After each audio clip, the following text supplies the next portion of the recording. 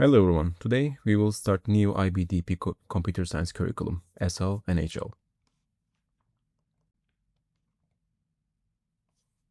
Welcome to today's lesson on A1.1, Computer Hardware and Operation. This topic covers everything you need to know about how a computer physically works, from the tiny register inside your CPU, all the way to the cloud services you use every day. Here's what we will be covering today. First, we will look at the CPU components, the ALU, the control unit, registers, and buses. These are the building blocks of every computer processor. Then we will explore the GPU, what it does, why it's different from the CPU, and where it is used. If you ever wondered why gaming computers need such powerful graphic cards, this section will answer that. Next, we will cover primary memory, RAM, ROM, and the cache hierarchy. Understanding the difference between volatile and non-volatile memory is a common exam question. After that, we will walk through the fetch, decode, and execute cycle, the fundamental rhythm of every computer. The HL students will also cover pipelining, how modern CPUs execute multiple instructions simultaneously. Then secondary storage, HDD, SSD, optical drive, and cloud storage. We will look at the compression, lossless versus lossy, and how techniques like run length encoding work. And finally, cloud computing, SaaS, PaaS, and IaaS. Let's get started.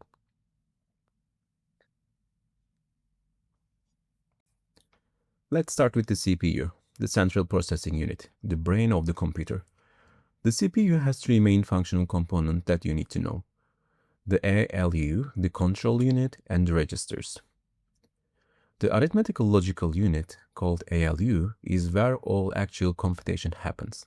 Every time your computer adds two numbers or checks whether a condition is true or not, the ALU is doing that work. The control unit is the coordinator. It reads each instruction, works out what needs to happen, and sends signals to the right part of the hardware to make it happen. You can think control unit as an air traffic controller. It doesn't do the flying itself, but it directs everything.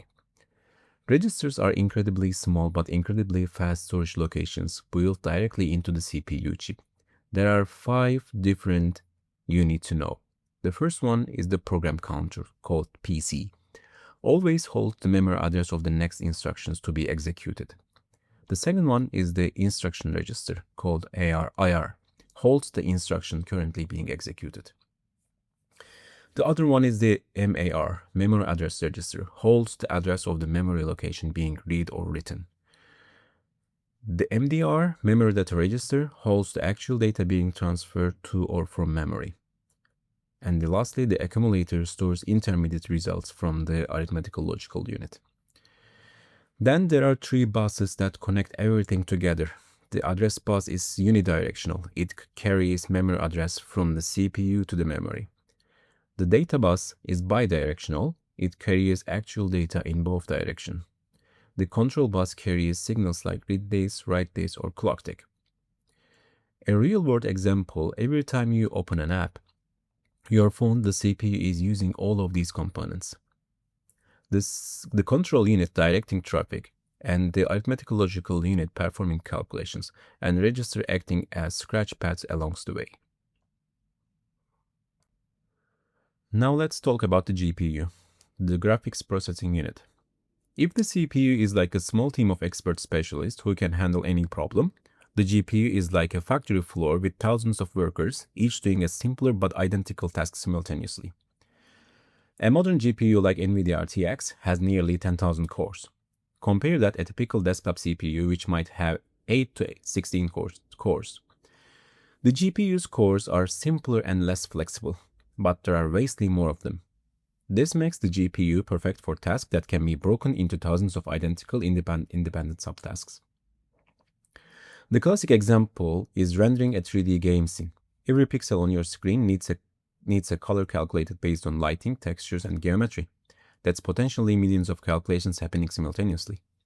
But GPUs aren't just for games anymore. Today, training an AI model, like a large language model or an image recognition system, requires multiple enormous matrices of numbers together. That's exactly the kind of task GPUs excel at.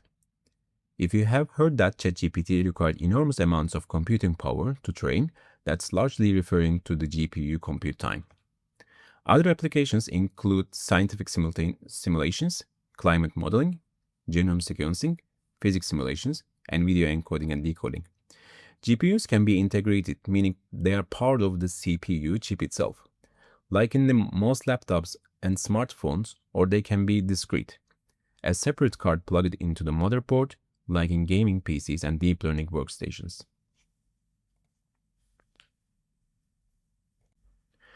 This slide is specifically for higher level students, although the SL students are welcome to follow along. The key differences between CPU and GPU comes down to their fundamental design philosophies. The CPU is designed for low latency. It wants to complete any given task as quickly as possible, no matter how complex. It has a relatively small number of cores, but each core is powerful and flexible. It can handle branch prediction, predicting which path through a conditional statement the program will take, and out-of-order execution, where it rearranges the instructions to keep the pipeline full. The GPU takes the opposite approach. It designs for throughput, completing as many tasks as possible per unit of time. Even if each individual task takes slightly longer, it achieves this through SIMD, single instruction, multiple data, where the same mathematical operation is applied to the thousands of data points simultaneously. Think of it like this. If you need to solve one very hard math problem, you want the CPU. If you need to solve 1000 simple math problems at the same time, you want the GPU. They work together rather than compete. The CPU runs the operating system, manages memory, handles song control flow, and coordinates the overall program.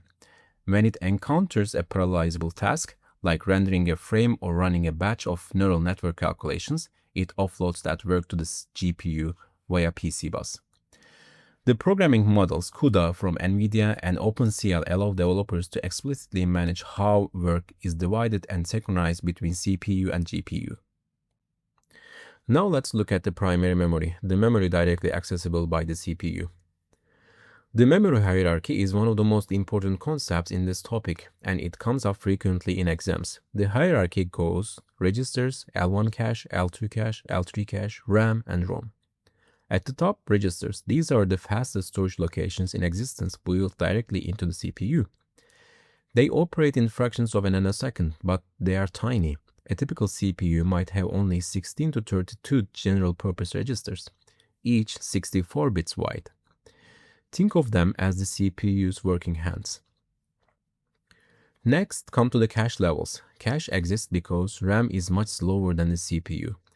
Rather than fetching data from RAM every time, the CPU stores recently and frequently used data in cache.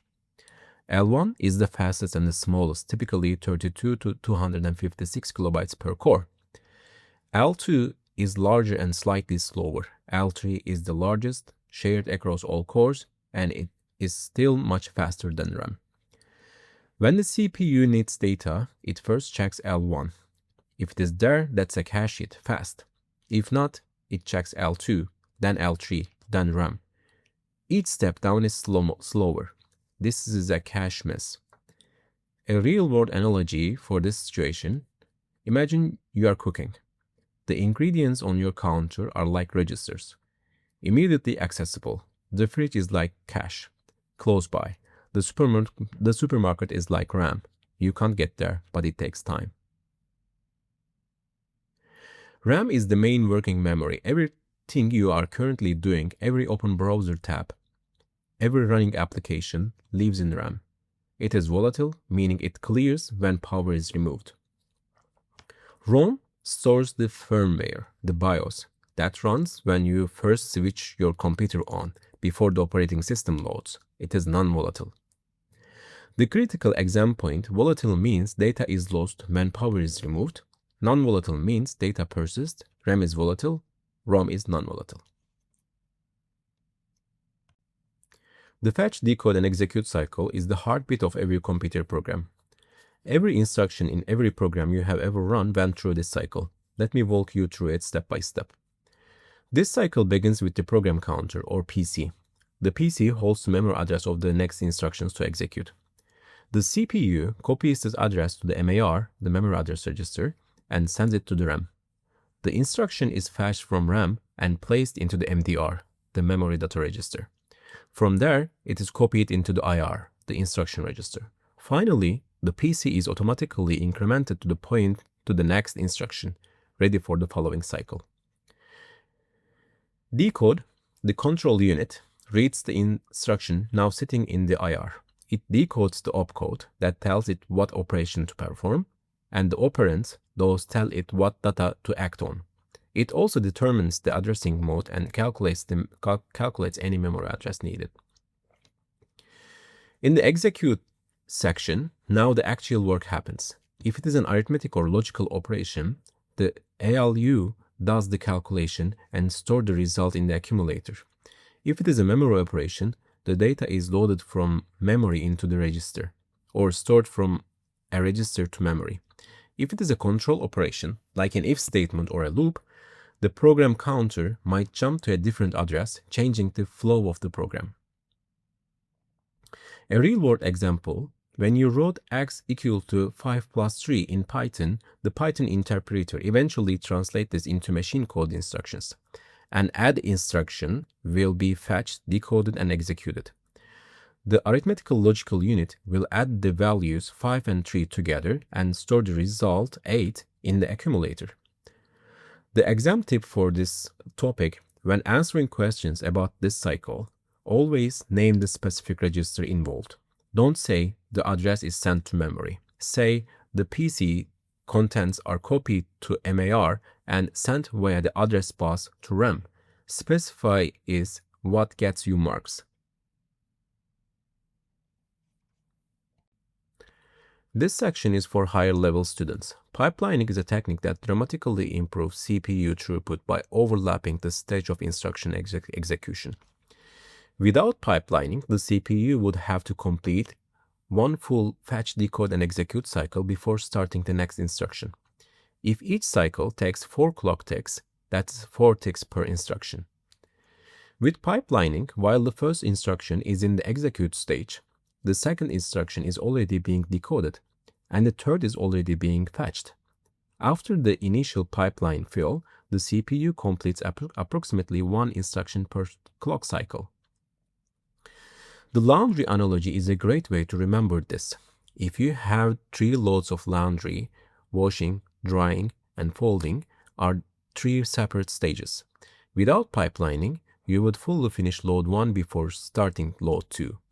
With pipelining, while load 1 is drying, load 2 is washing. You are always using all your resources. In multi-core processors, each core has its own independent pipeline. A quad-core processor has 4 pipelines running in parallel, each executing completely different instructions simultaneously. This is how modern computers can run your music, your browser, your antivirus, and your operating system all at the same time. The challenge this introduces is cache coherency.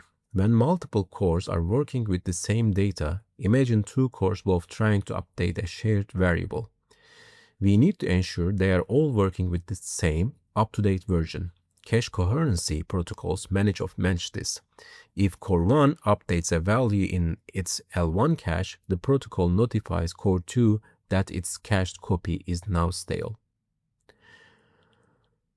Pipeline hazards are another challenge. When an instruction depends on the result of the previous instruction that hasn't finished yet, the pipeline may have to stall.